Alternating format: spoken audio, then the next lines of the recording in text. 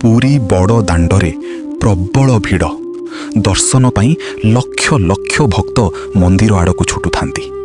ସେହି ଭିଡ଼ ଭିତରେ ସିଂହଦ୍ୱାରଠାରୁ ଅଳ୍ପ ଦୂରରେ ବସିଥିଲା ଜଣେ ଅସହାୟ ବୃଦ୍ଧ। ପିନ୍ଧିବାକୁ ଚିରା ଲୁଗା ଆଉ ଦେହରେ କେବଳ ହାଡ଼ କେଇ ଖଣ୍ଡ। ତା ଆଗରେ ଥାଏ ଗୋଟିଏ ଖାଲି ମାଟି ତାଟିଆ। ସେହି ବାଟ ଦେଇ ଜଣେ ଧନୀ ବ୍ୟକ୍ତି ମନ୍ଦିରରୁ ଦର୍ଶନ ସାରି ଫେରୁଥିଲେ। ବୃଦ୍ଧଙ୍କର ଏପରି ଦୟନୀୟ ଅବସ୍ଥା ଦେଖି ସେ ତାଙ୍କ ତାଟିଆରେ ଖଣ୍ଡେ 500 ଟଙ୍କିଆ ନୋଟ ପକାଇଦେଲେ।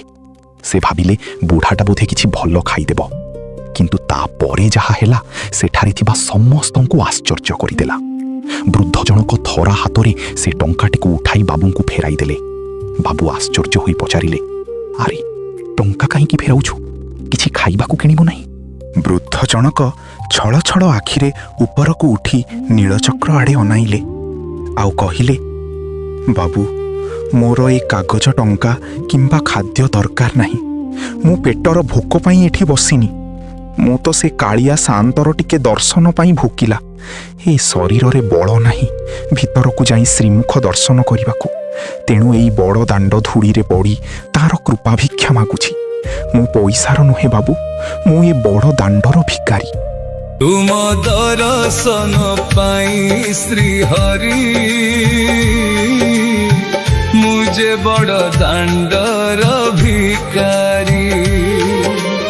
ଅଥୟ ମନ ମୋ ଖୋଜେ ଆଶ୍ରୟ, ତୁମ ପାଦ ତଳେ ମାଗେ ଅଭୟ। ତୁମ ଦର୍ଶନ ପାଇଁ ଶ୍ରୀହରି ମୁଁ ଯେ ବଡ଼ ଦାଣ୍ଡର ଭିକାରୀ। ମୁଁ ଯେ ବଡ଼ ଦାଣ୍ଡର ଭିକାରୀ। ଏ କଥା ଶୁଣି ବାବୁଙ୍କ ଆଖିରୁ ଅଜାଣତରେ ଲୁହ ଝରିଗଲା। ସେ ବୁଝିଗଲେ ପ୍ରକୃତ ଭକ୍ତି କ'ଣ।